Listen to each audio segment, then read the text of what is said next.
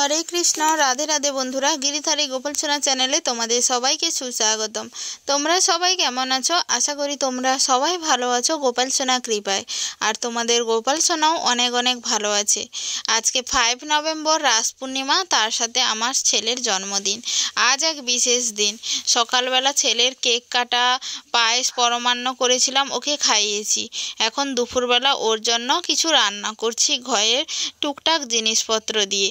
যেহেতু বাড়িতে তেমন কেউ নেই, তাই বেশি কিছু আর আয়োজন করা হয়নি। যেহেতু দিনটা ওর, তাই করা উচিত ছিল, কিন্তু যেহেতু কেউ আবার নেই, তাই জন্য আর করতেও ইচ্ছে করলো না।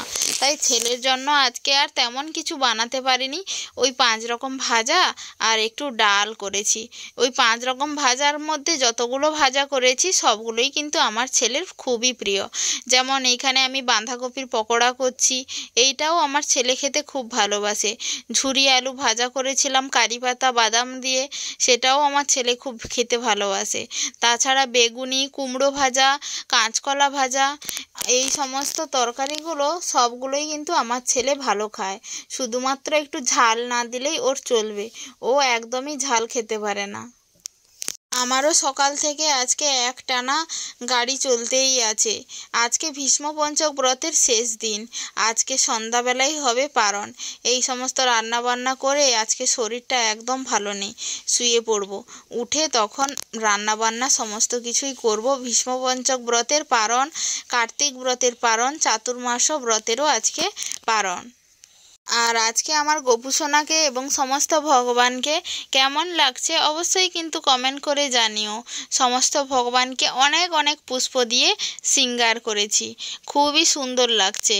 আর সিংহাসনে এই লাইট থাকার কারণে সিংহাসনটা কিন্তু আরও অনেক বেশি সুন্দর হয়।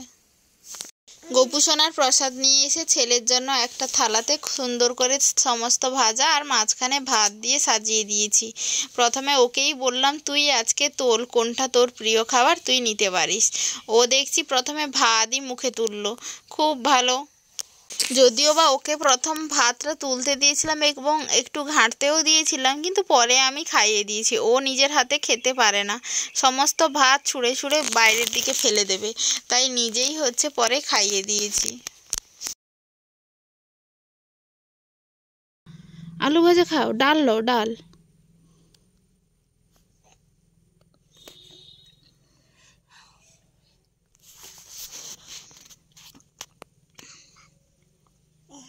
খাও খাও খাও। মুখে ভরে দাও, মুখে ভরে দাও। হ্যাঁ, মুখে ভরো, মুখে ভরো।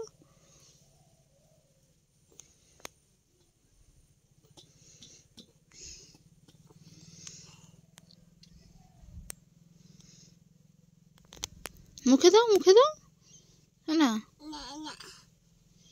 ওকে আমি মুখে দিতে বললেও কি হবে, ও কিন্তু আমার কোনো কথাই শোনেনি। শুধুমাত্র ভাতগুলো ও ঘেঁটেই যাচ্ছিল। কি আর করব, শেষে আমি কিন্তু ওকে প্রসাদটা পাইয়ে দিয়েছি। তারপর ও কিন্তু ঘুমিয়েও পড়েছে। হরে কৃষ্ণ। এখন রাত 8:30 বেজে গেছে। এখন তোমাদের সাথে ভিডিওটা স্টার্ট করছি। তখন ভিডিও করেছিলাম মনে হয় দুপুরবেলা।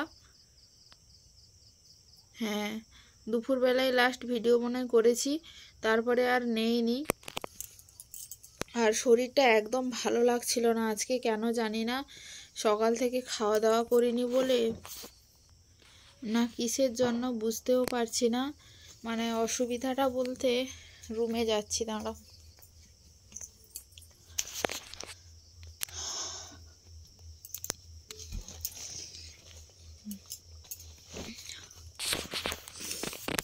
অসুবিধা বলতে কেমন জানি না, গা গোলাচ্ছিল প্রচুর, বমি বমি ভাব ছিল, কিন্তু বমি হচ্ছিল না। সকাল থেকে কিছুই খাইনি। আর এমনিতে হবিষণ্ণ প্রসাদ পেতাম, আজকে কিন্তু কোনো কিছুই প্রসাদ পেইনি। শুধুমাত্র দুপুরবেলা 2টো কলা প্রসাদ পেয়েছি, আর কিন্তু কিছুই প্রসাদ পাওয়া হয়নি। আজকে তো জানো যে আজকে ব্রত মাস সমাপ্ত। ব্রত মাস বলো, দামোদর মাস বলো, কিংবা চাতুর্মাসও যে ব্রত করেছি আমরা, সেই চাতুর্মাস্য ব্রতের সমাপ্ত আজকে, ভীষ্মপঞ্চক ব্রতের সমাপ্ত আজকে। আজকে সন্ধ্যাবেলা হচ্ছে যে সমস্ত সবজি, যে সমস্ত কিছু আমাদের এতদিন বর্জনীয় ছিল, সেইগুলো দিয়ে একটা সবজি রে সেই প্রসাদটা হচ্ছে পেতে হয়। সন্ধ্যার পরে আজকে হচ্ছে পারণটা হয়ে গেছে।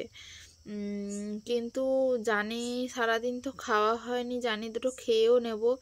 মানে আমি প্রসাদ নিয়ে এসেছি, অন্ন করেছিলাম আর ওই তরকারি করেছিলাম, আর দুপুরবেলা ছেলেদের জন্য যে প্রসাদ হয়েছিল সেইখানে কিছু প্রসাদ ছিল, মানে ডাল, তারপরে তোমার ওইখানে বেগুনি করেছিলাম, বাঁধাকপির পকোড়া, আলু ভাজা, এগুলো ছিল, অল্প অল্প করে ছিল।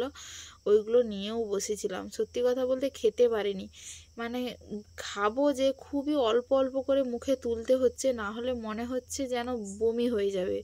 এদিকে সারাদিন খাইনি, না খেলে তখন আরও যদি অসুবিধা হয়, এই ভেবে ভেবে অল্প অল্প করে মুখে তুলে অনেকক্ষণ বসে বসে করে দুটো খেয়েছি। আরও কিছুটা অন্ন ফেলেও দিতে হয়েছে পুকুরে, কিছু করার ছিল না। কি জানি কি হয়েছে। আবার আমলকি আমলকি কাটা ছিল, ওই জারের মধ্যে লবণ জলে ডোবানো ছিল, ওইখান থেকে দু তিনটে মানে একটা কি দেড়টা আমলকি খেয়েছিলাম। তারপরে ভালোও লাগছিল না, সব পড়ে আছে, থালা বাসন ঘর দর সমস্ত কিছু এলোমেলো হয়ে পড়ে আছে। আমি ছেলেকে খাইয়ে হচ্ছে ওকে ঘুম করিয়ে দিয়েছি, আর আমিও না এতক্ষণ শুয়েই ছিলাম, একটুও ভালো লাগছিল না, শুয়ে শুয়ে একটু মোবাইল দেখছিলাম। এই মাত্র শরীরটা একটু হালকা হয়েছে, তারপরে আবার দুটো আমলকি খেলাম। ভালো লাগছে না, ওই আমলকিটাই যেন মুখে লেগে যাচ্ছে, আর কিছু ভালো লাগছে না। এতক্ষণ তো খুবই গা গোলাচ্ছিল, কেন বলতে পারবো না। এখন বর্তমান শরীরটা ঠিক আছে, আর কোনো অসুবিধা হচ্ছে না। বলতে বলতে কার্তিক মাস শেষ, দামোদর মাস শেষও হয়ে গেল, সমস্ত ব্রতের সমাপ্তও আজকে হয়ে গেল। কিভাবে দিনগুলো যে কেটে গেল নিজেও বুঝতে পারলাম না।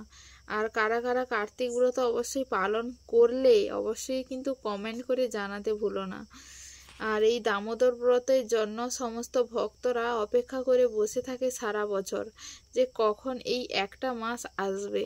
কারণ এই একটা মাস ভগবানের প্রীতিবিধানের জন্য একটা সুন্দর মাস বলতে পারো। ছেলের বার্থডেও ছিল আজকে, যাই হোক টুকটাক করে ছেলের বার্থডেটাও পালন করলাম।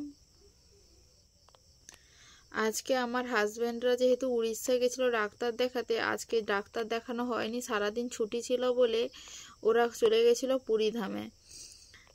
এতটাই ভিড় আজকে ধামে, পুরী ধামে, মানে রাস্তা রোডের ওপরেও মানে লাইন দিয়ে মানে যেতে হয়েছিল, এমন অবস্থা হয়েছে, অনেক ভিড় ছিল আজকে, যেহেতু রাস পূর্ণিমা ছিল, প্রচুর ভিড় ছিল। আর ওইখানে মন্দিরের ভিতরে তো কি অবস্থা, যারা মন্দিরে যায় ভগবানকে দর্শন করতে তারাই একমাত্র জানে ওই মন্দিরের ভিতরে কি অবস্থাটা না হয়। মানে ঠিকঠাক দাঁড়িয়ে সত্যি কথা বলতে ওখানে ঠাকুর দেখা যায় না, ভগবানকে দর্শন করা যায় না।